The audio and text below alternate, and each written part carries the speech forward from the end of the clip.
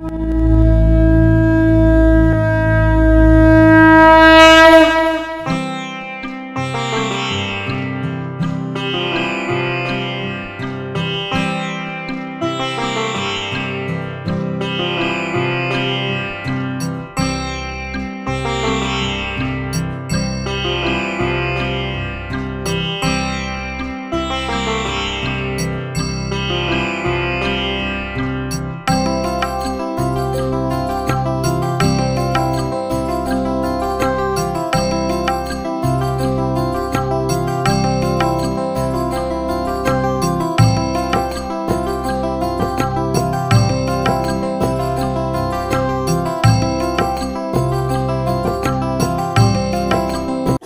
आपल्या 50 लाख नागरिकांच्या सदिच्छा, मोठ्यांचे थोरांचे आशीर्वाद घेऊन मला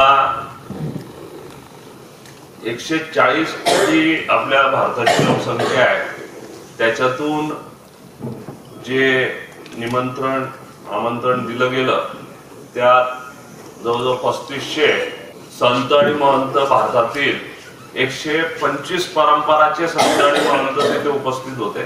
ते जवळजवळ 3500 होते आणि जम्मू काश्मीर पासून कन्याकुमारी पर्यंत आणि इकडे आपल्या आसाम पासून गुजरात पर्यंत जर पूर्ण भारतवर्षाचा जर विचार केला तर याच्यातून 2500 वेगवेगळ्या जातीचे, धर्माचे, वेगवेगळ्या डिसिप्लिनचे, म्हणजे कामगारापासून मोठ्या उद्योगपतींपर्यंत किंवा बॉलिवूड मधल्या मोठ्या सितारांपर्यंत, खेळामधल्या भारतरत्न असलेल्या खेळाडूंपर्यंत, कलाकार, शिल्पकार, फोटोग्राफर्स, समाजसेवक अशा वेगवेगळ्या क्षेत्रातील सगळ्या मान्यवरांना तिथे बोलवण्यात आलं होतं आणि ते जे काही अनुभव तिथला जो होता तो मी याच्यात आता आपल्या बोलण्यात मी सांगेलच. पण मनुष्य या पृथ्वी तलावर जन्माला येतो आणि एक दिवस या जगाचा निरोपही घेतो. या निरोपाआधी त्या पूर्ण कालावधीत प्रत्येकाच्या आयुष्यात अनेक प्रकारची सुख दुःख येतात. चांगल्या वाईट घटना प्रसंगही समोर जावे लागते. अनेक प्रकारच्या घडामोडी घडत राहतात. योग्य ते मार्गक्रमण करत पुढे जाणे हेच आपल्या हाती असते. आयुष्याच्या या वाटचालीत अयोध्या येथे प्रभू श्री रामलल्लाचे आगमन, प्राण प्रतिष्ठा तसेच मंदिर निर्माण निमित्त अयोध्या येथे जाण्याचा मला सौभाग्य प्राप्त झालं. ही माझ्या आयुष्यातील सर्वात सुंदर अनुभूती आहे. माझ्या वडिलांच्या शब्दात सांगायचे तर leave this world better than you found it, म्हणजेच सार्थक करूया जन्माचे, रूप पालटू वसुंधरेचे. आयुष्याच्या प्रत्येक पावलावर, प्रत्येक क्षेत्रात माझ्या वडिलांचे हे ब्रीद वाक्य सत्यात उतरवण्याचा आम्ही प्रयत्न करत असतो. या घटनेमुळे तर मी निश्चितच सविनय व अभिमानाने सांगू इच्छितो की माझ्या वडिलांच्या या ब्रीद वाक्याचा अर्थ पूर्णपणे सार्थक झाला असं मला वाटतं. जायच्या अगोदर जे काही चांगलं करून जायचंय त्याच्यात तिथे मला जाण्याचं जे भाग्य मिळालं त्याच्यामुळे माझ्या जन्माचं सार्थक झालं अशी माझी भावना आहे. आता याची सुरुवात 16 जानेवारीला झाली आणि 16 जानेवारीला निमंत्रण देण्यासाठी विश्व हिंदू परिषदेचे प्रांत मंत्री योगेश्वर गर्गेजी, राष्ट्रीय सहयोग संघाचे प्रांत सरकार स्वानंद झारेजी, विश्व हिंदू परिषदेचे प्रांत सहमंत्री ललित चौधरीजी आणि जिल्हा कार्यवाह हितेश पवारजी यांनी मला रितसर श्री राम जन्मभूमी तीर्थक्षेत्र अयोध्या यांच्या वतीने आमंत्रण दिलं आणि ते आमंत्रण घेतानाची जी अनुभूती होती, कारण आपलं निमंत्रण मिळेल नाही मिळेल काही विषय न होता, शाश्वती नाही होती. कुठेतरी मनात जेव्हा आमंत्रण किंवा निमंत्रण देण्याचं त्यांचं काम सुरू झालं तेव्हा वाटलं होतं की राम जन्मभूमीच्या साठी जे पैसे गोळा करण्याची जी समिती अपॉइंट झाली होती. त्याच्या जळगाव जिल्ह्याचा मी कार्याध्यक्ष होतो आणि त्यावेळेला जळगाव जिल्ह्यातून आपण 7.5 कोटी रुपये जमा करून तिथे त्या ट्रस्टला पाठवले होते. तर त्याच्यामुळे कुठेतरी असं मनात आलं होतं की वो आपल्यालाही निमंत्रण येऊ शकेल. परंतु जसं जसं त्यांचं नियम आपण वाचत गेलो किंवा आपल्या सगळ्यांच्या माध्यमातून इन्फॉर्मेशन जी पुढे आली तर त्याच्यात पण असं वाटलं नाही की आपल्याला बोलवणं येईल, कारण ते सगळं सिलेक्शन करून कमी याच्यामध्ये ते होणार होतं. परंतु शेवटी 16 जानेवारीला मला निमंत्रण मिळालं आणि त्यावेळेला या चारी महानुभावांनी मला सांगितलं की जळगाव जिल्ह्यातलं फक्त 7 लोकांना निमंत्रण दिलंय. त्याच्यात 4 संत आणि महंत होते आपल्या जिल्ह्यातील.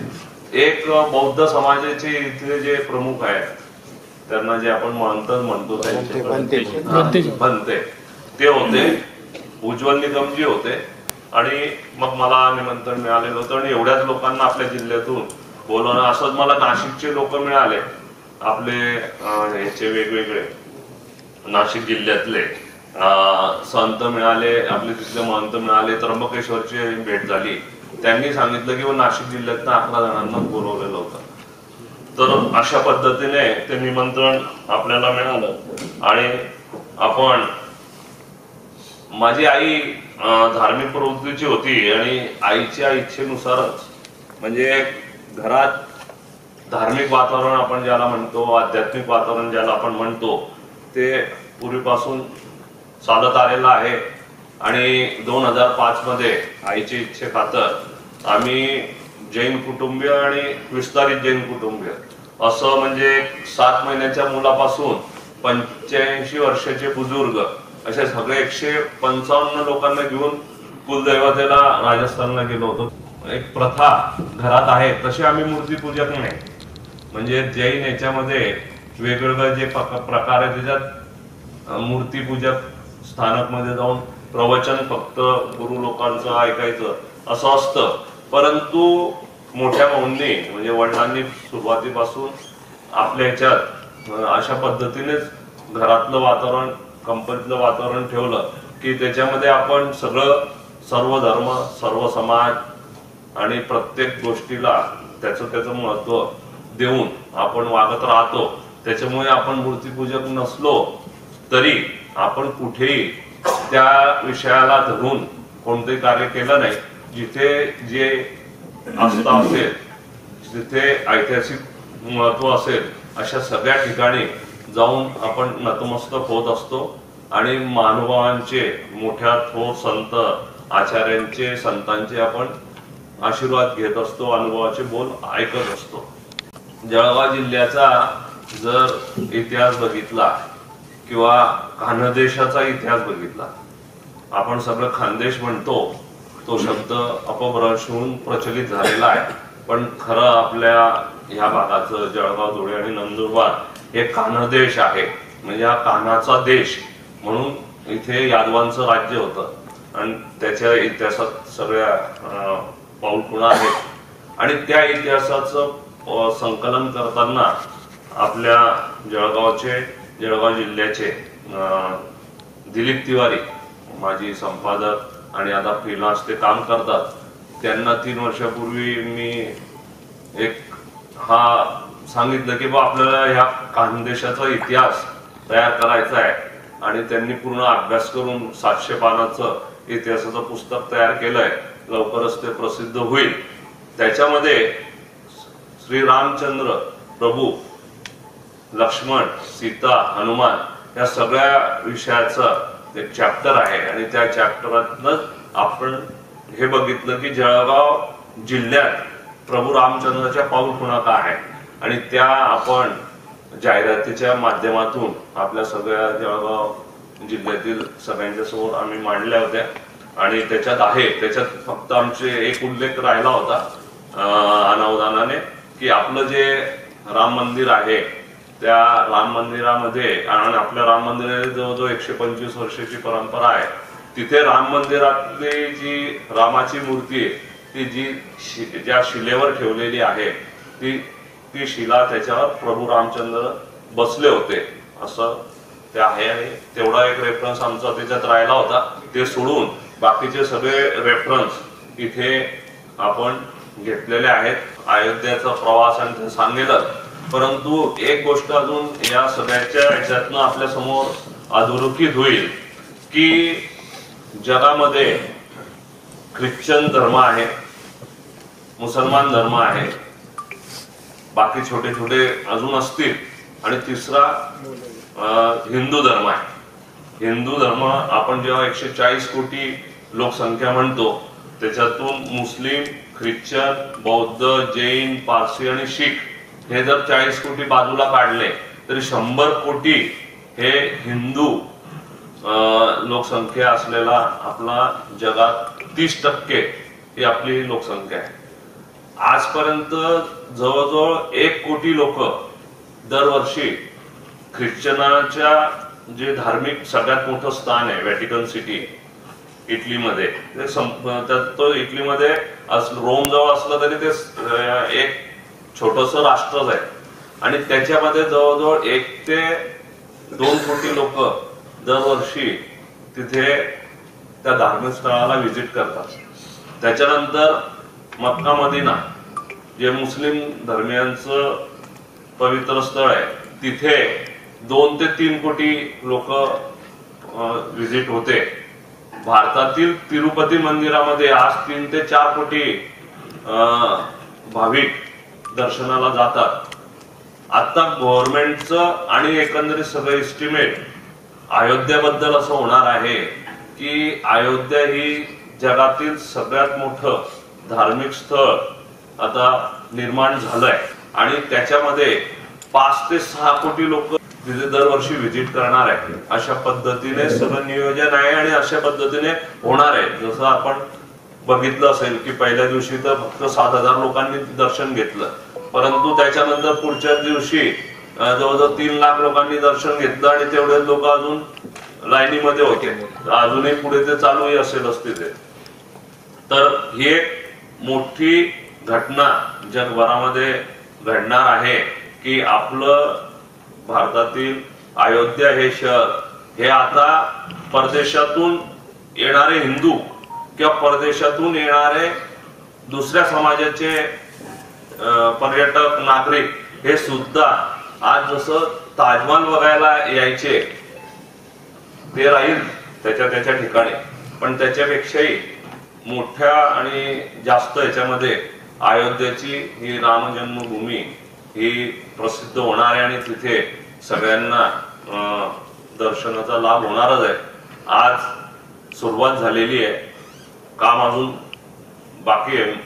मुख्य मंदिर पूर्ण झालेलं आहे, म्हणजे मुख्य मंदिराचा आतील संपूर्ण भाग जो आहे तो पूर्ण झालेला आहे. बाहेरची सगळी कामं आहे आणि एका वर्षात ते बाहेरची सगळी कामं पूर्ण होतील, परंतु दर्शन त्यांनी आतापासून सुरू केलंय. आपल्याला कोणालाही जायचं असेल तर आत्ता न जाता आपण 1 वर्षाची मीच घेऊन जाईल सगळ्यांना, आपण त्यावेळेला जाऊ तर पूर्ण हे बघता येईल राम मंदिर. याच्यामध्ये आपल्याला काय मिळालं, जळगाव जिल्हा किंवा खानदेशाला काय मिळालं तिथे, याच्यावर मी आपल्या समोर मांडतो. अयोध्या नगरीच्या आंतरराष्ट्रीय विमानतळाला वाल्मिकी ऋषीचे नाव देण्यात आले, आणि वाल्मिकी ऋषींचं जे काही वास्तव्य जळगाव जिल्ह्यातलं जे होतं आणि त्यांचं जे मंदिर आहे ते आपल्याला सगळ्यांना माहिती आहे. तर ते आपल्याला काय मिळालं त्याच्यामध्ये ती एक गोष्ट आहे. हनुमानाचंही आपण आपल्या जळगाव जिल्ह्यात ज्या पद्धतीने विषय आहे तर त्याच्यात राम, जिथे राम आहे तिथे हनुमान आहे, अशा पद्धतीने तिथे सगळी नियोजन झालेलं आहे.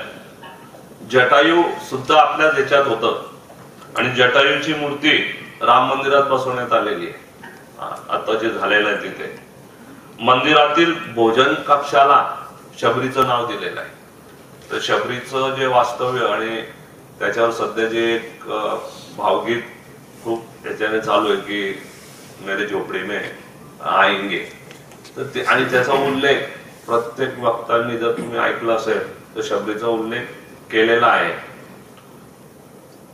पुण्यश्लोक अहिल्यादेवी होळकर या तळोजाच्या मल्हारराव होळकर यांच्या सून ब्रिटिश सत्ता स्थापन होण्याआधी खानदेश जे म्हटलं जायचं तर आपलं कानदेश होळकर राजाचा भाग होता. त्या खानदेश राणीची अहिल्यादेवीची मूर्ती राम मंदिरात बसवण्यात आलेली आहे. म्हणजे अहिल्याबाईंचं जे धार्मिक क्षेत्रातलं महत्व आहे, जे केदारनाथ बद्रीनाथ पासून इकडे खाली साऊथ पर्यंत जेवढे मोठमोठे मंदिरचे निर्माण झालं ते अहिल्याबाईंनी स्वतःच्या याच्यात करून घेतलं होतं. तसंच अयोध्यामध्ये लखनौवरून जाताना जेव्हा प्रवेश करतो सगळ्यात मोठं सर्कल आहे आणि त्या सर्कलला लता मंगेशकरचं नाव देण्यात आलंय आणि तिथे ती वीणा एवढ्या भव्य स्वरूपात उभी केली आहे. आणि त्या दिवशी तिथे लता मंगेशकरचीच गाणी त्या चौकात चालू होती. म्हणजे भक्ती गीतं जी काही असतील ती सगळी तिथे चालू होती. आता सरदार पटेलांचं जे स्टॅच्यू ऑफ युनिटी उभारण्यात आलं, जे आपल्या भारतातलं सगळ्यात उंच शिल्प आहे, त्याच्यापेक्षा उंच प्रभू रामचंद्राची मूर्ती ही अयोध्या साकारणार आहे. काम सुरू आहे आणि ते काम आपल्या धुळ्याचे जे शिल्पकार आहेत राम सुतार, जे दिल्लीत वास्तव्याला आहे आणि त्यांचं तिथूनच ते तयार करतात, तर ते तयारी करताय. तर ते सगळ्यात उंच म्हणजे भारतातलं म्हणण्यापेक्षा जगातलं सगळ्यात उंच शिल्प तयार होणार आहे. आणि सोनगीर जे आहे आपलं धुळ्याकडे, तिथे जे तांबे पितळी भांड्यासाठी खूप प्रसिद्ध आहे. या तांबट कासाराने 200 तांब्यांचे नक्षीदार कळस तयार करून अयोध्येला पाठवले आहे. या कळसाने रामलल्लावर प्राणप्रतिष्ठेची जन्म करण्यात आला. हा जो सन्मान आपल्याला खानदेशला मिळाला आहे तो अजून कोणत्या भारतातील शहराला मिळाला असेल असं मला वाटत नाही. आणि तिथे आपण मी जळगाववरून मुंबईला गेलो आणि मुंबईवरून लखनौ कडे आधी सगळं पूर्ण झालं तर सगळ्यांनी आम्हाला तिथे हे सजेशन दिलं की भाऊ तुम्ही अयोध्यात नका उतरू किंवा अयोध्याला नका येऊ डायरेक्ट, कारण खूप हे आहे आणि व्यवस्था पाहिजे तशी इथे मिळणार नाही आणि थंडी खूप होती. म्हणजे 5 डिग्री टेम्परेचर होतं आणि आपल्यासारखी थंडी नव्हती, वेगळीच थंडी होती, बोचरी होती आणि हवाही खूप जोराने चालू होती. तर म्हणून मग आम्ही मुंबईवरून लखनौला गेलो, कारण लखनौ अयोध्या प्रवास 2 तासाचा होता. आणि योगायोग म्हणा किंवा चांगल्या कार्यासाठी जेव्हा आपण निघत असतो तेव्हा संतांचाही आशीर्वाद आपल्याला मिळतो. आणि मला विमानामध्ये मी गेल्यानंतर माझं तेव्हा जिथे नंबर होता तिथे मी गेलो आणि मी त्याला म्हटलं, तिथे बसलेला होता एक व्यक्ती, तर तो मला म्हणाला की बाबा आमचे गुरुजी बसलेले आहेत तर तुम्ही मागे माझ्या जागेवर जाऊन बसू शकाल का, मला इथे बसायचं.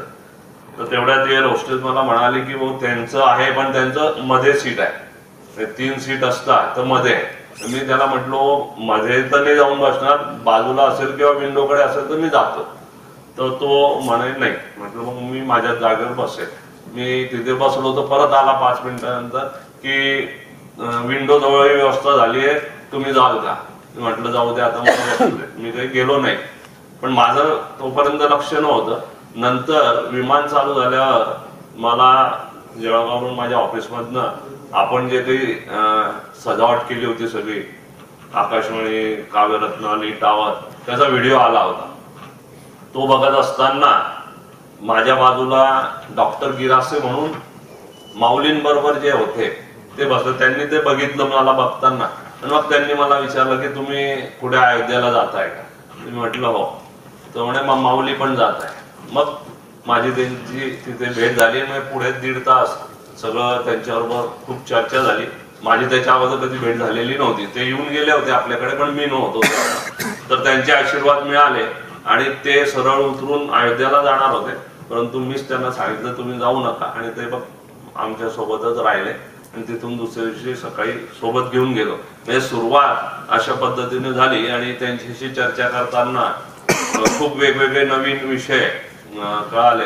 आणि त्याच्यात ते 1000 बेडचं हॉस्पिटल त्र्यंबकेश्वरला करताय, काम सुरू आहे आणि लवकरच ते पूर्ण होणार आहे.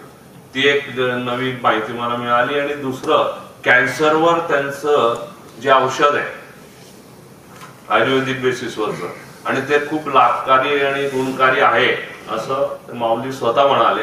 आणि ते म्हणाले तुम्ही येऊन स्वतः बघा, आणि जर कोणत्या केसेस असेल तर त्यांना तुम्ही हे द्या, नुकसान काहीच नाहीये आणि नक्कीच त्यांना फायदा होईल. म्हणजे या 2 नवीन गोष्टी मला, 1000 बेडचं हॉस्पिटल आणि कॅन्सरवरचं त्यांचं जे काही काम आहे त्याच्यातून रुग्णांना मिळणारा फायदा, याच्याबद्दल ती माहिती मिळाली. तर त्यावेळेला एअरपोर्टवर अयोध्या राम जन्मभूमी ट्रस्टच्या माध्यमातून स्वागत करण्यात आलं. तिथे बसून तिलक करण्यात आलं, हार टाकण्यात आला आणि दुपट्टा त्यांनी आम्हाला, आणि दुसरा दिला त्यांनी आम्हाला. तिथून एअरपोर्टच्या बाहेर अजून विश्व हिंदू परिषदेच्या लोकांनी स्वागत केलं. मग हॉटेल मॅनेजमेंटने स्वागत केलं. ते असं 3 लेवलला लखनौमध्ये स्वागत होऊन दुसऱ्या दिवशी सकाळी जेव्हा आम्ही निघालो, रस्ता 4 वे आहे अयोध्याला. रस्त्याच्या सेंटरला जे लाईट आणि बाजूला जे लाईट होते त्याच्यावर ते सगळं तिरंगा लाइटिंग सगळी केलेली होती. आणि वेगवेगळ्या सगळे बॅनर्स चांगले एका लाईन मध्ये, डिझाईन मध्ये. तुम्हाला आठवत असेल की आपण प्रतिभाताईंचा जेव्हा माहेर सत्कार केला होता, एकसारखं सगळं केलं होतं, आपण चित्र विचित्र होऊ दिलं नव्हतं. तशा पद्धतीने करण्याचा तिथल्या सरकारने प्रयत्न केला होता. आणि लखनौवरून निघून जशी एक गाव येत गेली, प्रत्येक ठिकाणी दिवाळी सारखंच वातावरण होतं. कारण आम्ही सकाळी 6:30ला निघालो होतो जायला, कारण 2 तास लागणार होते. तर ते अयोध्ये येईपर्यंत तसंच वातावरण होतं पूर्ण रस्त्याच्या दोघं बाजूला आणि सेंटरमध्ये गावांमध्ये. तर एक वेगळी अनुभूती मधनच प्रवास सुरू होता. सोबत माऊली होते त्याच्यामुळे त्यांच्याबरोबर चर्चा सुरूच होत्या. आणि अयोध्या नगरीत प्रवास केल्यावर हे जे आधीचं रूप होतं त्याच्यात 100% वाढ झाली. म्हणजे एक धार्मिक उत्सव, आध्यात्मिक उत्सव, दिवाळी, या सगळ्या गोष्टींचं कॉम्बिनेशन होऊन ती नगरी सजलेली होती. आणि तिथे रस्त्याच्या दोघं बाजूला भारतातील वेगवेगळ्या राज्यातील वेगवेगळ्या लोकांचे जे कार्यक्रम बसवलेले होते, डान्स होते, वाजवण्याचं होतं, ते असे दोघं बाजूला स्टेज केलेले होते. त्याच्यावर त्याचा परफॉर्मन्स सगळ्यांचा सुरू होता कंटिन्युअस. म्हणजे एंट्री केल्यापासून थेट मंदिराचं जे मेन गेट होतं तिथपर्यंत दुतर्फा याच पद्धतीने होतं. त्याच्यानंतर सजवलेलं होतं सगळीकडे. आणि मधून मधून हे जे चौक होते त्या चौकांमध्ये भजन आणि हे सगळं सुरू होतं. आणि दुतर्फा लोक स्वागतासाठी उभे होते आणि त्यांना तिथे यायला मिळणार नव्हतं, कारण निमंत्रितांसाठीच होती. परंतु अयोध्या गाव आज तसं मोठं नाही, 70,000 लोकसंख्या असल्यामुळे जसं आपला एखादा तालुका आहे तर तो आता जिल्हा झालाय. म्हणजे तो आधी फैजाबाद जिल्हा होता, आता त्याचं नाव फैजाबाद लागूनच आहे. म्हणजे अयोध्येच्या आधी फैजाबाद येतं आणि मगच अयोध्या येतं. तर आता ते अयोध्या जिल्हा झालाय आणि अयोध्या हे तिथलं आहे. तर सगळे लोक एक वेगळ्या याच्याने सगळे स्वागत तिथे करत होते. आणि या लखनौ ते अयोध्या या प्रवासामध्ये 6 ठिकाणी गाडी थांबली. 6 ठिकाणी चेकिंग झाली. गाडीला पास होता त्यांनी इश्यू केलेला, ते पासवरचं मॅटर ते वाचायचे आणि मग गाडी जाऊ द्यायचे. प्रश्न उत्तर काही नाही, परंतु ती जी सिक्युरिटी ती बघितली. आता बाकीची सिक्युरिटी त्यांची कशी असेल माहिती नाही, परंतु त्या दिवसाचा जो अनुभव होता सिक्युरिटीचा हा पूर्णपणे वेगळा होता.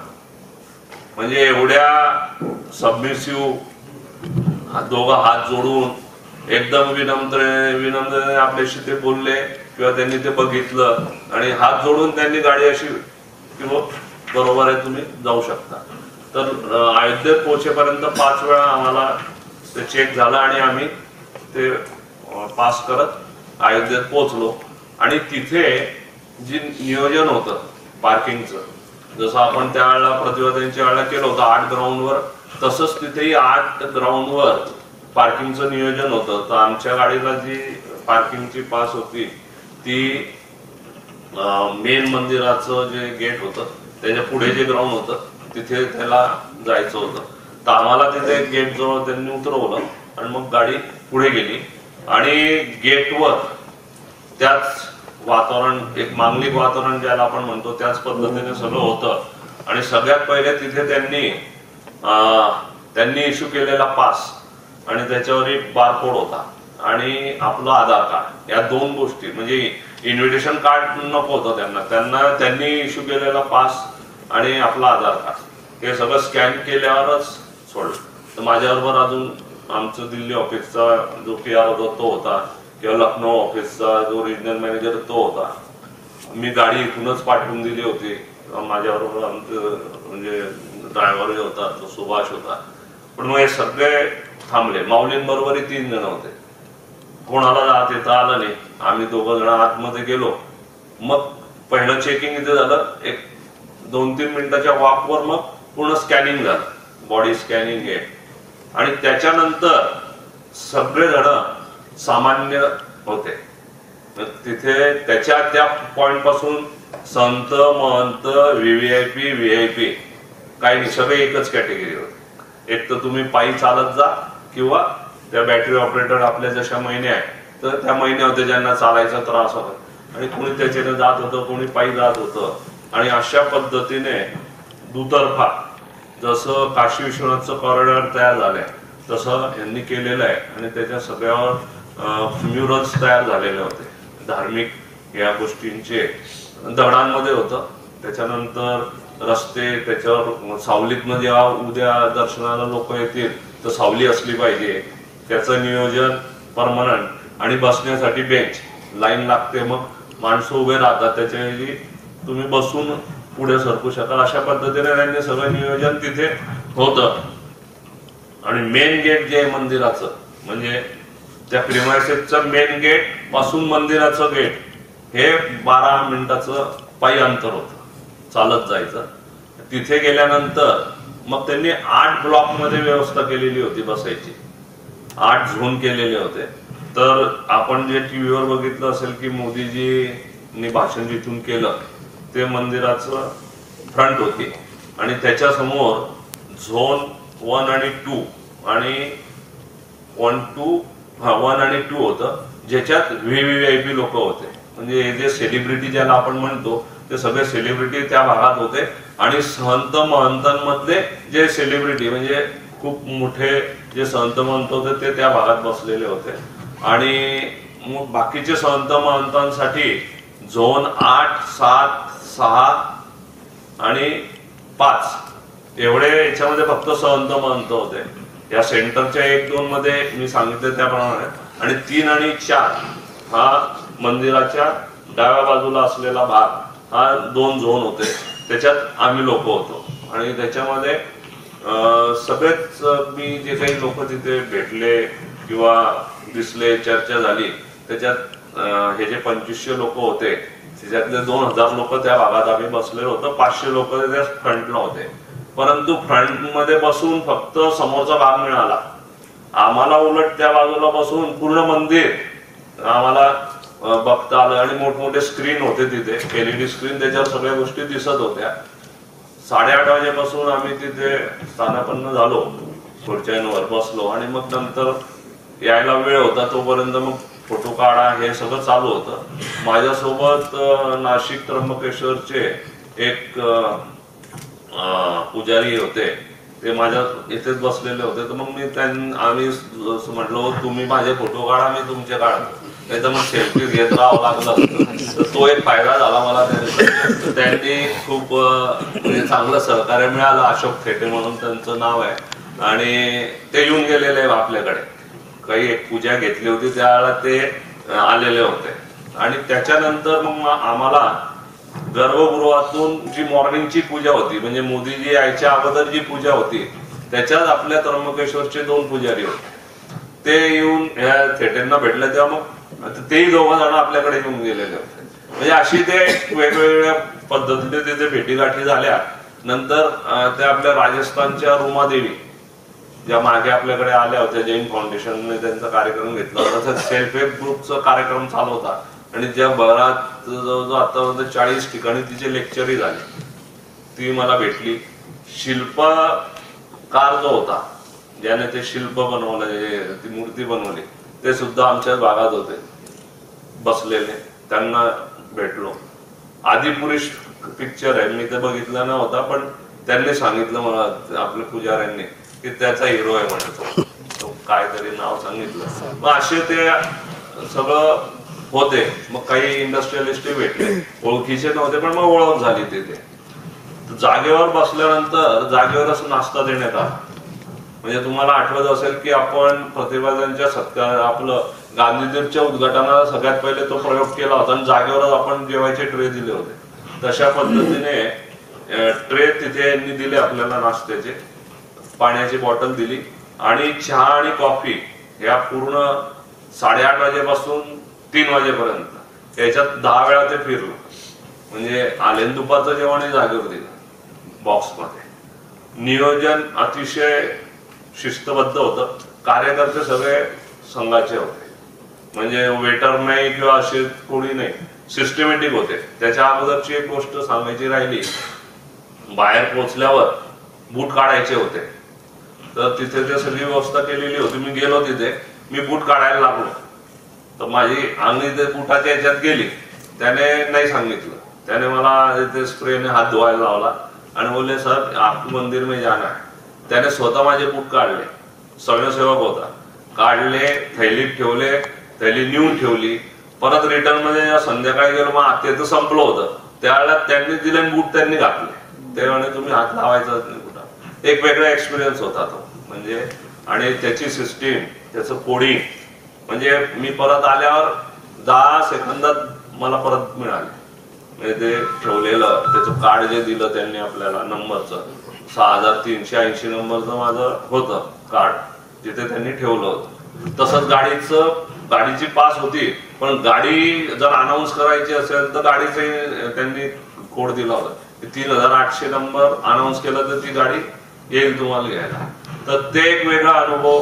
ही सगळ्या, आणि सिक्युरिटी सगळीकडे उभी होती, सगळे पोलाईट एकदम. कुठेही म्हणजे तुम्ही ह्या झोन मधनं त्या झोन मध्ये गेले तर एवढे सांगायचे की तुम्हाला फोटो घ्यायला जायचं, तुम्ही घेऊन पण परत या तुमच्या जागेवर. त्यांनी असं नाही केलं की अडवून नाही ठेवलं वगैरे वगैरे.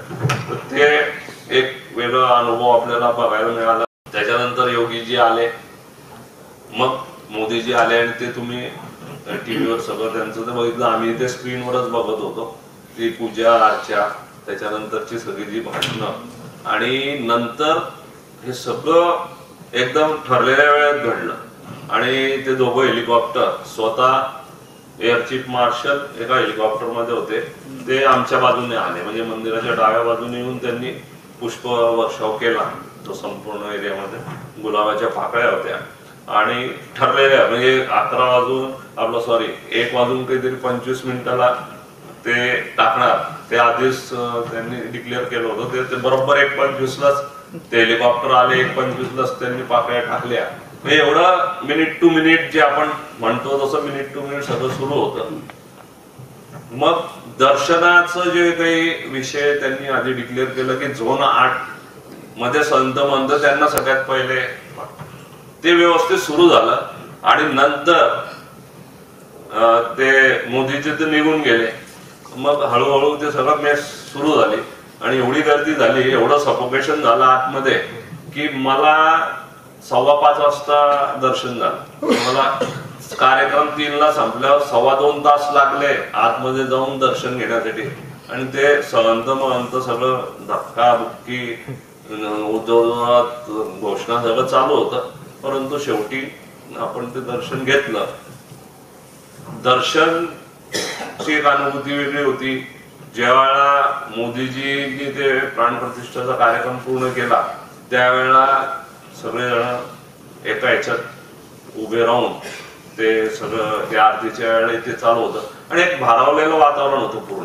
म्हणजे इमोशनल ज्याला म्हणा, काहींच्या डोळ्यातनं अश्रू आले, काहींच्या नाही आले, पण तरी असं आवाज जसा हे होऊन जातो असंच सगळं पूर्ण वातावरण होतं. म्हणजे टोटल एरियामध्ये कोणी तिथे जबरदस्तीने आलेलं आहे किंवा आपल्याला पत्रिका मिळून म्हणून येऊन गेलो असं काही नव्हतं. जो तो त्या भावनेने, त्या श्रद्धेने आणि ऐतिहासिक कार्यक्रमाचे आपण सगळे साक्षीदार होतोय याच्याने सगळे तिथे हजर होते. आणि मग त्याच्यात किती सांगितल्याप्रमाणे मोठा असो की छोटा असो, जसं त्यांनी हे सांगितलं की पूर्ण मंदिराचं हे करण्यासाठी, काम करण्यासाठी कामगारापासून साईट मेन इन्चार्ज पर्यंत LNT चे 4000 लोक काम करत होते. मग ते सगळ्यांना तर बसवणं शक्य नव्हतं, तर 10% लोकांना त्यांनी बसवलं. तर 400 लोक बसले होते आणि त्यांच्यावर मोदींनी जाऊन फुलं टाकली. त्याच्या मागची तीच भावना होती की ताजमहाल बनवताना त्यांचे हात कापण्यात झाले, इथे आपण त्यांचा सन्मान केला, सत्कार 4000मधनं 400चा केला. ते वेगळ्या पद्धतीने त्यांनी केलं. काही ते समोर VIP लोकांना त्यांनी भेटले आणि ते गेले.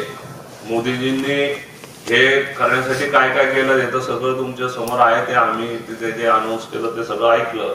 आणि तिथून जेव्हा मंदिराच्या पायऱ्या आम्ही चढायला सुरुवात केली, तिथून जे काही म्हणजे आर्किटेक्चर ज्याला म्हणू आपण, त्याच्यावरचं प्रत्येक पिलरवरचं काम, प्रत्येक मूर्ती, भिंतींवरची कामं, सगळे सिलिंग हे अनमॅच. म्हणजे त्याचं वर्णन तुम्ही सगळे जेव्हा बघाल तेव्हा तुम्हाला ते वाटतं. म्हणजे आधीचे आपले एवढे मंदिर आहेत त्याच्यात तर सगळ्या कलाकुसरी आहेत, पण त्याच्यापेक्षा फिनिश जॉब आणि क्लिअर हे एवढ्या चांगल्या पद्धतीने, एवढं मोठमोठे ते सिलिंग आहे की जे घुमट्स आहेत ते बघताना, म्हणजे जर आपण एकदम व्यवस्थित याच्याने गेलो तर मंदिर पूर्ण जर बघायचं असेल तर 3 ते 4 तास तुम्ही तिथे राहायला पाहिजे. तेव्हा तुम्हाला ते मंदिर पूर्णपणे समजून मिळेल किंवा आपल्याला समजता येईल. अशा सगळ्या गोष्टी तिथे आहेत. प्रभू रामचंद्राची मूर्ती बालराम म्हणूनच ते आहे, पण त्या कलाकार जो शिल्पकार आहे त्याने मूर्ती जी बनवलेली आहे ते आपण तर फोटोवर बघतोय. कोणी त्याच्यावर आर्टिफिशियल इंटेलिजन्स करून त्याच्यात ऍक्च्युअल हसू पण दिलं, मान हलवता, डोळे बंद करता, ते येऊन गेलं. परंतु मूर्ती बघितल्यावर मला तर 10 फुटावर, कारण 10 फुटाच्या पुढे मग जाऊ दिलं नाही कोणाला. त्यांनी ते एवढी गर्दी होती तिथूनच दर्शन घेता आलं, पण एक वेगळी अनुभूती होती. आणि ती अनुभूती आपण सगळ्या मंदिरांमध्ये जात असतो, पण हे सगळं स्पेशल होतं. कारण 500 वर्ष म्हणजे 495 वर्षाच्या लढ्यानंतर राम भगवान तिथे होते, रामलल्ला तिथे होते. तिथून त्यांना परत योग्य मान सन्मान देऊन स्थापना करणं हा तिथला विषय होता. कारण त्याच्यावरही कॉन्ट्रोवर्सी होती किंवा रामलल्ला तर तिथेच होते तर कुठून आले असं म्हणणारे होते. सगळं चालत राहतं. ते आपल्याकडे व्यक्ती स्वातंत्र्य असल्यामुळे तो काही विषय नाही, कोण काय बोलेल ते चालत राहतं. परंतु एक आपल्या सगळ्यांच्या वतीने 50 लाख लोकांच्या वतीने मी जे अनुभव घेऊन आलो तिथून, ते आता मी एवढं सांगितलंय, पण तरी ते सगळे शब्द त्याला आपले कमीच पडतील. आणि हा असा अनुभव परत येणं शक्यच नाहीये. तो म्हणजे काय म्हणतात त्याला, माझं भाग्य म्हणा, आधीच काय म्हणतात त्याला, पूर्वजन्मी म्हणजे मी मनुष्य जन्मात असेल तर जर काही थोडेफार पुण्य कमवलं असेल तर त्याच्यातूनच नेत्री पाहिले रामराया, प्राणप्रतिष्ठा सोहळा याची डोळा पाहिला, पूर्व सुकृत कामी आले, अयोध्येसी जाणे झाले. तर ते जर आपण असं विचार केला तर अशा पद्धतीने तिथे माझं जाणं झालं. आणि मी आपल्या सगळ्यांच्या वतीने, मी पहिल्या दिवसापासूनच म्हटलं होतं की आपल्या सगळ्यांच्या वतीने मी तिथे हजर राहिलो आणि सगळ्यांच्या वतीने दर्शन घेऊन आलो. तर आपल्या सगळ्यांच्या सदिच्छा होत्या म्हणून मला जाता आलं आणि एक वेगळा अनुभव मी घेऊन परत आलो आहे. तर त्यावेळेला सचिन जोशींचा मेसेज आला, परंतु शेवटचा फोटो मी घेतला आणि माझा फोन बंद झाला. मूर्तीचा फोटो घेतला आणि बॅटरी संपली. आणि आधी असं होतं की मोबाईल अलाउड होणार नाही म्हणून मग मी घेतला नव्हता, पण जेव्हा सिक्युरिटीला विचारलं त्याने सांगितलं नाही घेता येईल, तर मग मी परत गाडीची पुढे चालले गेले होते. तो माणूस जाऊन परत घेऊन आला, तर त्याच्यामुळे तो बॅटरी काही आणली नाही, विसरून गेला. त्याच्यामुळे मग माझा फोन, पण हे जे पुरोहित होते त्यांच्याजवळ 2 फोन होते, त्यांना म्हटलं एकावरच काम करा, एक बंद ठेवा. बाकीचं त्यांनी केलं तर ते मी दिलंच तुम्हाला संध्याकाळी ह्याच्यामध्ये, तिथले जे क्लोजअप फोटोग्राफ्स वगैरे आहे ते दिलंच मी. तर अशा पद्धतीने सगळं हा प्रवास आमचा झाला. सचिन जोशींचाही मेसेज होता, हेमंत अनवणेंचाही मेसेज होता की भाऊ तुम्ही बाहेर आल्यावर बोला, पण फोनच बंद झाला. आणि 6 वाजता बाहेर पडलो, मग गाडी शोधायला वेळ लागला, अर्धा तास उभा राहावं लागलं. त्याच्यामुळे मग मी थकून गेलो होतो. म्हटलं आता उद्याच बोलू. मग काल दिवसभर भेटणाऱ्यांची सगळे हे होतं, म्हणून आज आपल्या सगळ्यांना बोलवलं. तर आता मी माझं कथन आपल्या समोर मांडलंय. त्याच्यावर ही आता मूर्ती तर तिथे काळे ते सगळं आहे, पण इन्व्हिटेशन कार्डवरची मूर्ती होती ती मग जाहिरातीत मी हेच घेतलं होतं. आणि त्याच्यावर लिहिलं होतं श्रीराम लला. ते हिंदीमध्ये लला आहे, तर आमचं जरा ते मराठीत लल्लाच लिहायला पाहिजे होतं, परंतु हे वाचल्यावर इथे राम लला आहे म्हणून मग ते आपण केलं होतं. आपल्या मराठीत राम लल्ला म्हटलं जातं, इथे राम लला म्हटलं जातं. ल आणि ला का महाप्रसाद आगमन यो प्राण प्रतिष्ठा विशिष्टोत्सव तिथी, ती पूर्ण तिथी ती त्यांनी दिली आहे. त्याच्यानंतर माननीय मर्यादा पुरी अयोध्या भव्य श्री राम मंदिर निर्माण के पश्चात अपने विहंगम रूप में प्रस्तुत श्री रामलला महाप्रसाद में रामलला दर्शन हेतु सभी हृदय भक्तप्रभ जनमानस का अभिनंदन करती है. लगभग 495 वर्षों के बाद आ रहे इस पावन सुअवसर का साक्षी होने का सद्भाग्य आपको प्राप्त हो रहा है. इस अति विशिष्ट अवसर पर दिनांक 22 जनवरी 24 सोमवार आप सादर निमंत्रित है. प्रतिष्ठा संप्रेषण श्री राम जन्म तीर्थ क्षेत्र अयोध्या. आणि कालपथ्य सन 1528 से 1983 तक अयोध्या के संत महात्मा पास पड़ोस के रजवाड़े और जनता का संघर्ष रहा. 1983 के पश्चात श्री राम जन्मभूमि के प्रति जनता जागरूक होने लगी. यह विश्व हिंदू परिषद के जग चेतना अभियान से हुआ, जिसमें लगभग 15 सहस्त्र संत महात्मा धर्माचार्य जुड़ गए. श्री राम जन्मभूमि की मुक्ति का यज्ञ देश के 3 लाख गांवों तक पहुंचा गया. परिणाम स्वरूप 9 नवंबर 19 को इस संघर्ष ऐतिहासिक साक्ष्यों के आधार पर भारत के माननीय सर्वोच्च न्यायालय के 5 न्यायाधीशों ने सर्वसम्मति से इस स्थान को भगवान श्री राम लल्ला के नाम पर समर्पित कर दिया. सारे संघर्ष का सुखद परिणाम है आज का भव्य मंदिर निर्माण. 5 अगस्त 2020 को इसी स्थान पर भारत के प्रधानमंत्री श्री नरेंद्र भाई मोदी एवं राष्ट्रीय स्वयंसेवक संघ के परम पूज्य सरसंघ चालक डॉक्टर मोहन जी भागवत की पावन उपस्थिति में पूजन करके मंदिर निर्माण कार्य का शुभारंभ किया गया. उनके कर कमलों से अपने महाप्रसाद के बाल रूप श्री राम लला अपने आसन पर पुनर्विराजमान हो गए. उत्तर प्रदेश के महामहिम राज्यपाल, उत्तर प्रदेश के मुख्यमंत्री और संत शिरोमणि पूज्य नृत्य गोपाल दास जी की उपस्थिति में देश की सभी आध्यात्मिक परंपराओं को सहस्त्र संत महापुरुष और संपूर्ण भारत के भिन्न भिन्न क्षेत्रों के ज्येष्ठ यशोजीजन इसके साक्षी बनेंगे. असे इन्व्हिटेशन दिलं होतं. याच्यासोबत एक पुस्तिका दिली आहे. त्याच्यात हे पूर्ण करण्यासाठी ज्यांनी सहभाग घेतला होता त्यांच्या काहीतरी 15 ते 20 जणांच्या बद्दल त्यांचा फोटो आणि माहिती दिलेली. याच्यावर ती पुस्तिका त्यांनी आपल्याला दिली होती त्या इन्व्हिटेशन मध्ये. अशा पद्धतीने ते घडलेलं आहे. तर एक वेगळा अनुभव, वेगळी अनुभूती आणि जे मिळालेलं आहे ते शब्दात व्यक्त करू शकत नाही. जेवढं सांगता आलं मी सांगितलंय. आता आपण काही असेल तर जरूर विचारा. प्रसादाची व्यवस्था नव्हती, फक्त व्हीआयपी लोक जे समोर 500 बसले होते त्यांना काहीतरी प्रसाद आणि एक पुस्तक अयोध्येवरचं ते दिलं. बाकीच्यांना काही मिळालं नाही.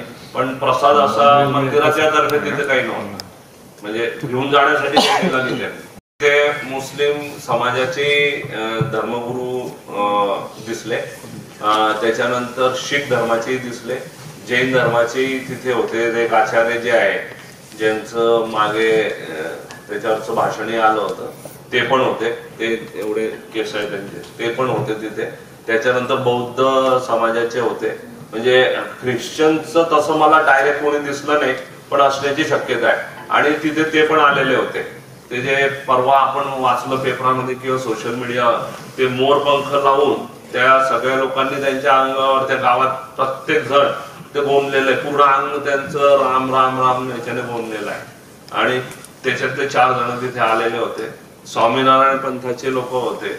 जवळजवळ सगळ्या धर्माचे आणि सगळ्या याचे तिथे उपस्थिती सगळ्यांची होती.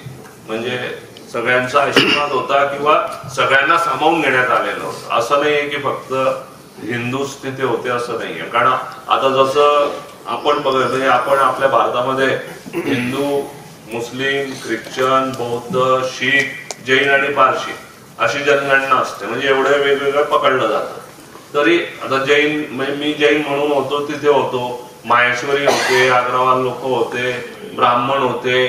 मला वाटतं म्हणजे कोणी सुटलं असं मला वाटत नाही. जे काही भेटले पण चर्चा पण ज्यांच्या बरोबर झाल्या ते असे, आणि काही त्या ज्या संस्था असतील, राष्ट्रीय सेवक संघाच्या ज्या संस्था आहेत त्याच्यात काम करणारे लोक होते. आणि मिक्स होतं, म्हणजे लेडीजही होत्या आणि होतं. साध्वी ऋतंबरा तिथं नाचलीच, तिथे रडली. उमा भारती पण आलेल्या होत्या. त्या दोघींची गळा भेट झाली, ते आमच्या समोरच झालं. ते म्हणजे, आणि मी सांगितल्याप्रमाणे त्या एका एंट्रन्स नंतर सगळं एक समान होते. तिथे तो मोठा छोटा काहीच नव्हतं. आता त्या भागात तर काही विषयच नव्हता. म्हणजे त्या वातावरणात तर शंकराचार्य आले का नाही आले हा विषयच तिथे नव्हता. करवीर पीठाचे आलेले होते कोल्हापूरचे, परंतु जे शंकराचार्य आहे ते करवीर पीठाला मानत नाही. पण करवीर पीठाचे शंकराचार्य तिथे हजर होते. आणि ती जी काही कॉन्ट्रोवर्सी होती, शंकराचार्यांचं म्हणणं होतं की धर्म धर्माच्या ठिकाणी आहे, तुम्ही राजकारण राजकारणाच्या ठिकाणी ठेवा आणि ते मिक्स नका करू. तुम्हाला घाई करायची आवश्यकता नव्हती हे मंदिर उभारणी. त्यांचं म्हणणं होतं की जोपर्यंत कळसही लागत नाही, सगळं होत नाही, त्यापर्यंत मंदिर पूर्ण होत नाही, असं त्यांचं जे काही होतं. म्हणून ते त्यांची नाराजी होती, ते आले नाही. परंतु तिथे त्या विषयाला कोणी चर्चा केली किंवा ते नाहीये म्हणून काही तिथे काम थांबलं किंवा असं काही कुठेच दिसून आलं नाही. किंवा लोकांमध्ये दिसून आलं नाही. जे निमंत्रक होते त्यांच्यामध्येही नाही आलं किंवा संत महात्म्यांमध्ये कुठेही चर्चा. माझ्या आजूबाजूला खूप होते, पण कोणी शंकराचार्य नाहीये म्हणून असं काही कोणी केलं नाही. आता वाढत जाणारच आहे. कारण आता बिझनेस येणार, एवढ्या हॉटेल्स नवीन होणार, एवढी एक इंडस्ट्री नवीन येणार ना, म्हणजे पर्यटनही होणार. आणि त्या अयोध्येमध्ये काहीतरी 20 का 22 तळ आहेत वेगवेगळी. ते प्रत्येक तळ डेव्हलप करत आहे. प्रत्येकाला त्या इतिहासकालीन नावं दिली जात आहे आणि तिथे वेगवेगळ्या ऍक्टिव्हिटी होणार आहे. आणि शरयू नदीवरही तसाच घाट बनवला जसा इथे आहे वाराणसीला, आणि ते आरती वगैरे सगळे तिथे होणार आहे. एअरपोर्ट नवीन आहे, बस स्टॉप नवीन झाला आहे, रेल्वे स्टेशन सगळं नवीन केलंय. आणि अयोध्येत येणारे जे ते रस्ते आहे 4 वे, सगळीकडनं येणारे रस्ते ते 4 वे करत आहे. नव्हतं ना, म्हणजे एवढं गर्दी होती की जातात. ते असं म्हणत आहे की रामलल्लाचं दर्शन झाल्यानंतर आपलं हनुमानगडी करून मग, पण जिथून एंट्री होती त्या हनुमानगडी उजव्या बाजूला होती. तर हनुमानगडीत जाण्याचं तिथून बंद केलेलं होतं. तुम्ही रिटर्न मध्ये आतून जर शक्य असेल तर, पण तिथेही एवढी लाईन होती की काही म्हटलं आता परत वेगळं जाऊ आणि बघू ते. पण आपण तिथे गेल्या असं एका वेळा वाटलंय की आता एवढी गर्दी आपण जाऊ शकू का नाही आतमध्ये दर्शनाला, नाही तर निघून जाऊ. परत विचार केला एवढ्या लांबून यासाठी आलोय, जो काही वेळ लागेल. नाही तर माझी 8ची फ्लाईट होती, मग 10ची केली, दुसऱ्या दिवशी सकाळी 8ची केली. म्हटलं जेव्हा होईल तेव्हा जाऊ. मग शेवटी रात्री 11:30ला बसलो तिथे. मी जे काही जाऊन आलो, दर्शन घेऊन आलो, बघून आलो, त्या ऐतिहासिक सोहळ्याचा साक्षीदार झालो, ते तो क्षण परत येणार नाही. आयुष्यात घटना घडत राहतील अजून जोपर्यंत आहोत या आपण, परंतु असं काही होईल आधी झालं नाही आणि उद्या होईल असं मला वाटत.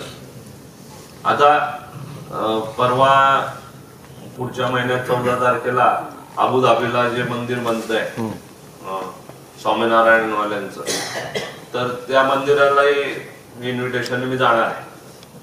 ते खूप वेगळ्या पद्धतीने काम करतात ते सगळं, आणि त्यांचे मंदिर बघण्यासारखे असतात आणि सीएनसी मशीनवर त्याचा जास्त उपयोग होतो.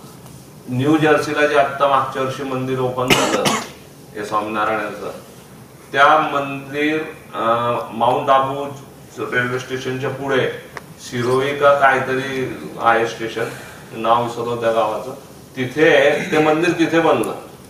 मी जाऊन बघून आलो. 5 फॅक्टऱ्यांमध्ये 1100 लोक काम करत होते आणि सीएनसी मशीन होत्या आणि मंदिराची प्रत्येक गोष्ट तिथे तयार झाली. म्हणजे 20 फूट उंच पिलर 4 स्टेज मध्ये बनवून सगळं नक्षीकाम त्याचं फिनिशिंग ते लोक करत होते. त्याच्यावर कोडिंग नंबरिंग कोडिंग करून सगळं मंदिर जहाजातून न्यू जर्सीला गेलं आणि तिथे इन्स्टॉल केलं. तिथे फाउंडेशन फक्त तिथे झालं, बाकी फाउंडेशनच्या वरचं पूर्ण मंदिर उभारणी हे इथून तिथे जाऊन लोकांनी, म्हणजे आपल्या इकडचे इंजिनियर आणि तिकडची टीम पूर्ण आली होती. मी पूर्ण दिवसभर ते सगळं बघून आलो होतो. आपले धुळ्याचे जे आनंद जीवन स्वामी आहे धुळ्याच्या मंदिरचे, ते मला घेऊन गेले होते तिथे आणि मी त्यांना चर्चेत सांगितलं होतं की भाऊंचं म्युझियम बनवायचं आहे आणि मला ते शेखावती स्टाईलने बनवायचं आहे राजस्थानच्या. मग ते मला म्हणाले की आपण इथे जाऊ, हे बघू आणि तुम्ही जेव्हाही बनवाल तर त्यांना काम द्या, ते जे काम बनेल. आणि आता या मंदिराच्या पूर्ण ह्याच्यात लोखंड नाहीये. राम मंदिर जे बनलंय याच्यात लोखंड नाहीये, म्हणजे सळ्या आसाऱ्या काहीच नाही. सगळं त्याचे डिटेल सोशल मीडियावर आलेलं आहे की ते कसं बनलेलं आहे पूर्ण मंदिर. त्या ठिकाणी विक्री होत आहे. उद्योग व्यवसायाच्या हिशोबाने जैन समूह काही त्या ठिकाणी वाटचाल करणार आहे का?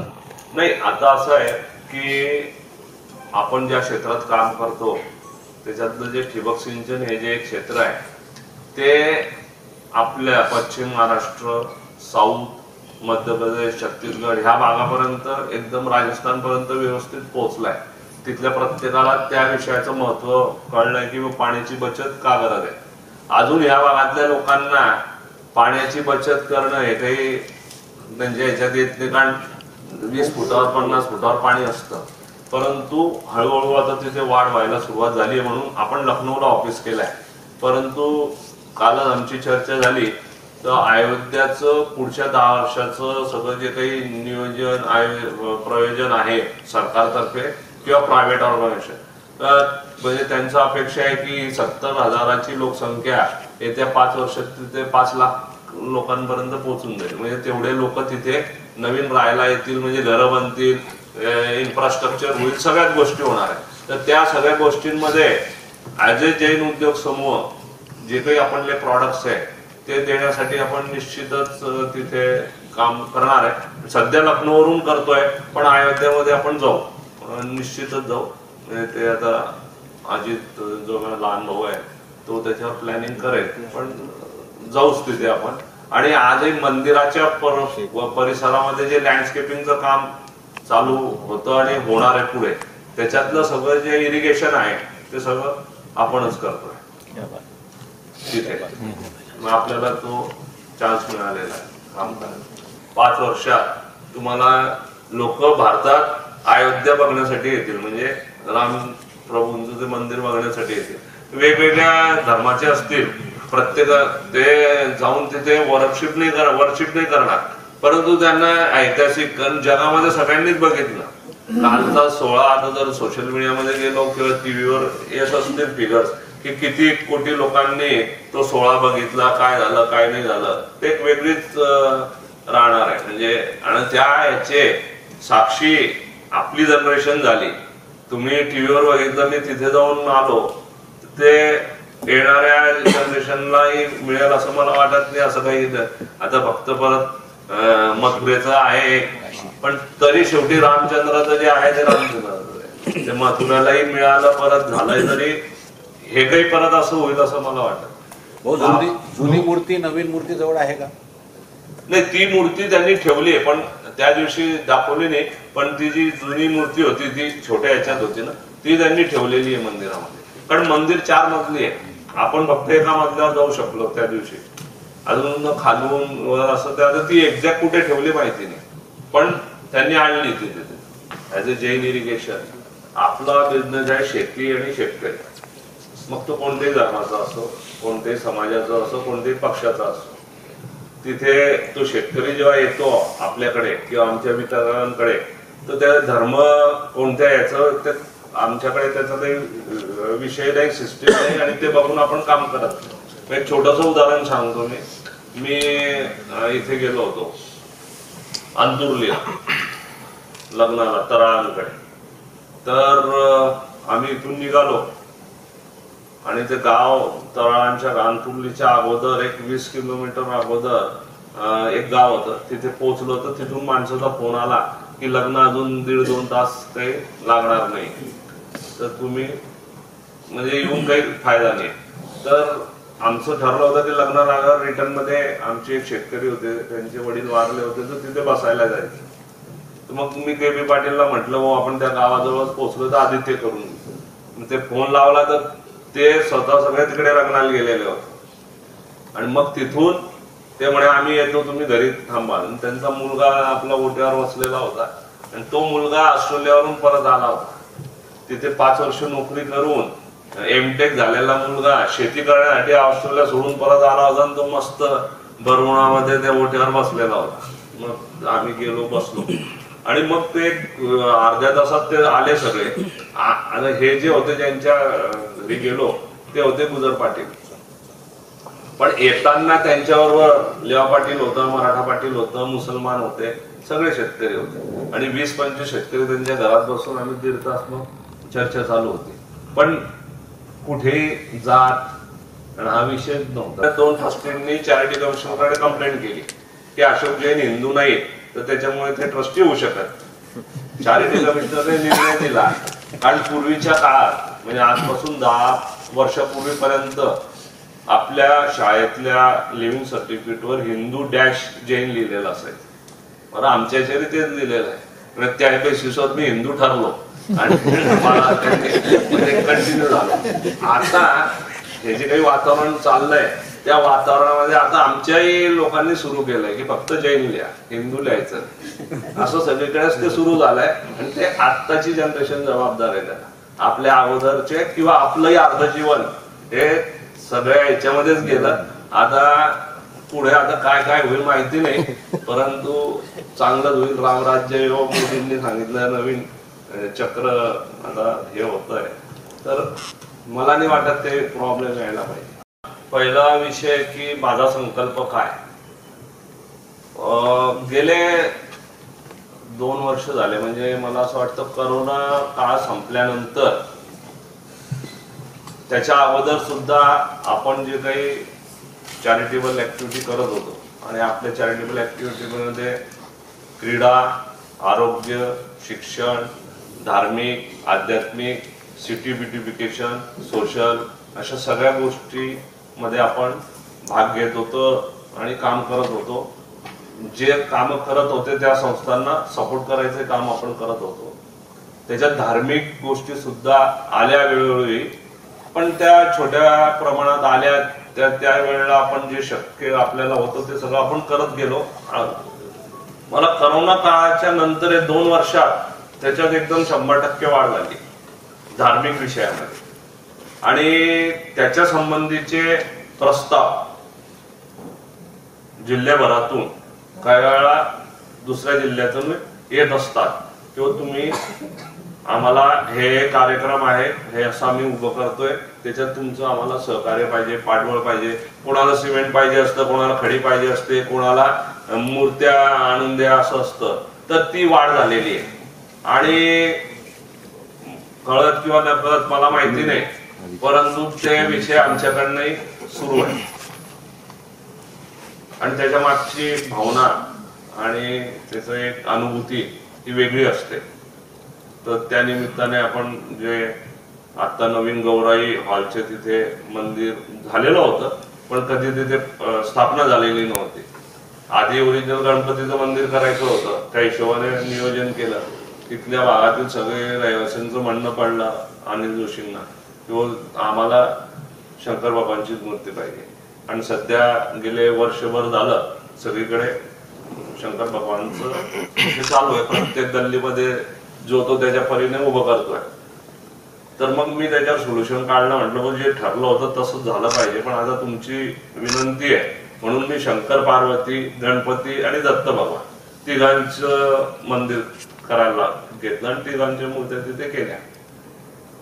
आता तिथून बघितल्यानंतर आता भरपूर ठिकाणी चालू आहे, येतच राहत आहे आणि मला शक्य ते मी करत राहतोय. आणि नुसतं मग आपण आपल्या मंदिरासाठी करतो असं नाहीये, दुसऱ्या धर्माच्या याच्यात सुद्धा येतात आपल्याकडे, त्या नाही आपण सपोर्ट आणि मदत करत असतो. जिथे चांगलं काम घडत असेल ते आपलं करणं हे आपलं कर्तव्य आहे. किंवा समाजाकडनं एवढं घेत असतो तर परत देणं आपल्याला करायलाच पाहिजे. त्या भावनेतून आपलं काम चालतं. परंतु एक वातावरण जे आता सगळीकडचं आहे आणि त्या वातावरणामध्ये, आणि तुम्ही शेवटी या राष्ट्राचे नागरिक आहात, सगळ्या ह्याच्यात तुम्ही होऊन राहतात, तर त्याच्यात आपण सहभाग घेतलाच पाहिजे. आता माझा वाढदिवस येणार आहे आणि त्या दिवशी संकल्प काय, तर नॉर्मली मी असं एखादा म्हणजे वाढदिवसासाठी असा संकल्प कधीच करत नाही. आयुष्यात रोजच उठलो की नवीन विषय आपल्या समोर असतात आणि प्रत्येक विषयाला हात घालून प्रत्येकाला योग्य न्याय देऊन पूर्ण करण्याचं काम आपण करतो. परंतु सोशल वर्क करत असताना ज्या क्षेत्र मी तुम्हाला सांगितले त्या सगळ्या क्षेत्रांमध्ये काम करतच राहणार आहे. आणि धार्मिक कार्यक्रमात सुद्धा आपला सहभाग आधी होता, आज आहे, उद्याही राहणार आहे. आणि त्या दृष्टीने मी मंगेश महाराजांनाही रिक्वेस्ट केलेली आहे, आपल्या राम मंदिराचे जे गादीपती आहे, की आपलं आजचं मंदिर जे आहे जुन्या जळगावातलं ते 125 वर्ष जुनं आहे. तर राम मंदिराकडे त्या पूर्वीच्या काळापासून खूप जागा असायच्या. तर त्यांनी नवीन कोणत्या तरी जागेवर प्रभू रामचंद्राचं नवीन मंदिर उभारण्यासाठी त्यांनी पुढाकार घ्यावा. आपण त्याला संपूर्ण सगळ्यांतर्फे सगळ्यांचं सहकार्य आपण त्याच भावनेतून पद्मालयाचं जे आपलं एकमेव भारतातलं उजव्या आणि डाव्या सोंडेचे जे गणपती आहे त्या मंदिराचं पूर्णपणे आता जीर्णोद्धार करायचा प्रोग्राम सुरू झालाय. त्याला प वर्गाचा दर्जा मिळालाय आणि 10 कोटी रुपये महाराष्ट्र शासनाने त्या 2 विभागांनी वेगवेगळे 5-5 कोटी रुपये सँक्शन केले. लवकर त्याचं टेंडरिंग होऊन ते काम सुरू होतील. आणि तिथे मग भक्त निवास होणार आहे, एअर कंडिशन भक्त निवास आहे, नॉर्मल भक्त निवास आहे, सभा मंडप आहे 3, कारण तिथे लग्न खूप लागतात. जे सगळे बिलो पॉवर्टी लेवल लोक आहेत त्यांच्याजवळ पैसे नाही, ते 100 जण, 50 जण, 25 जण येऊन तिथे लग्न लावतात. ते दिवसातनं 8-9 लग्न त्या सीझन मध्ये लागत असतात. त्याची व्यवस्था फॉरेस्टच्या मार्फत तिथे उद्यान बनवून मिळतंय, कारण फॉरेस्टची जमीन आहे सगळ्या बाजूने. तर त्यातलं 4 हेक्टरचं म्हणजे 12 एकरचं म्हणजे जमीन फॉरेस्टची आणि पैसा पर्यटन विभाग देत आहे, असं ते होणार आहे. त्याच्यानंतर मंदिर आज जे जरा सगळीकडनं असं हे झालेलं आहे त्याला मोकळं करून प्रदक्षिणा घालता येईल आणि ते पुजाऱ्याचं घर मागच्या बाजूला नेण्याचं आहे. तर जवळजवळ 25 कोटीचा कार्यक्रम आपण ते बनवलेला आहे. आणि आता ते सगळं धार्मिक झालं आणि 3.5 फीट जे गणपतीचं त्यातलं 1 फीट आपलं आहे एवढं त्याचं महत्व आहे. तर पुढच्या 3 वर्षात पद्मालय सुद्धा आपल्या जळगाव जिल्ह्यातलं किंवा किंबहुना भारतातलं एक गणेशाचं प्रमुख स्थान होईल असा माझा प्रयत्न आहे. तर वर्षातनं 2 वेळा 2-3 लाख भाविक पायी येतात तिथे. तर त्यावेळेला ऍक्सिडेंट वगैरे होऊ नये म्हणून आपण त्यांना हे सजेशन दिलेलं आहे. त्याचं वेगळं प्रपोजल गिरीश भाऊंनी करायला सांगितलेलं आहे. तर ते रस्ता 20 फुटाचा होईल, म्हणजे गाडी येऊ जाऊ शकेल आणि पायी जाणाऱ्यांसाठी पायऱ्या, तिथे पाण्याची टाकी, राहण्याची व्यवस्था, जेवणाची व्यवस्था, भोजन जसं दुसऱ्या सगळ्या संस्थांमध्ये आहे किंवा मंदिरांमध्ये आहे तसं आपण इथे करायचा आहे. प्लॅन सुरू झालेला आहे आणि शिरीष बरोबर त्याच्यावर काम करताय आणि 3 वर्षात खात्री आहे की निश्चितच खूप मोठं काम तिथे आपल्या सगळ्यांच्या साक्षीने घडेल. त्याचंही भाग्य आणि ते 2010 मध्ये भाऊ तिथे अनुभूती शाळेच्या मुलांना घेऊन गेले होते. ते सगळं बघितल्यावर मग ट्रस्टी भाऊंना भेटले की मंदिर सगळं प्रॉब्लेम होतोय, लिकेज होतोय, तर तुम्ही मदत करा. तर मग बळा भाऊंनी तिथे पाठवलं होतं. मी 5वीत असताना गेलो होतो पद्मालय बघायला शाळेच्या ट्रिप मध्ये. त्याच्यानंतर मी 2010 मध्ये गेलो पद्मालयाला. मग तिथून ते सुरू झालं, पण ब वर्गाचा दर्जा मिळू शकला नाही. पॉलिटिकल प्रॉब्लेम्समुळे, एकमेकांचे त्या भागातल्या लोकांचे प्रॉब्लेममुळे ते मिळतच नव्हतं. तर शेवटी आता ते गुलाब भाऊ गिरीश भाऊ यांच्या ह्याच्यात ते मिळालं आणि कामाला सुरुवात झाली. पैसे सँक्शन झाले, 10 कोटी रुपये ऑलरेडी सँक्शन झाले. ते आता पुढे त्याच्या प्रसिद्धीसाठी काहीतरी करायला पाहिजे.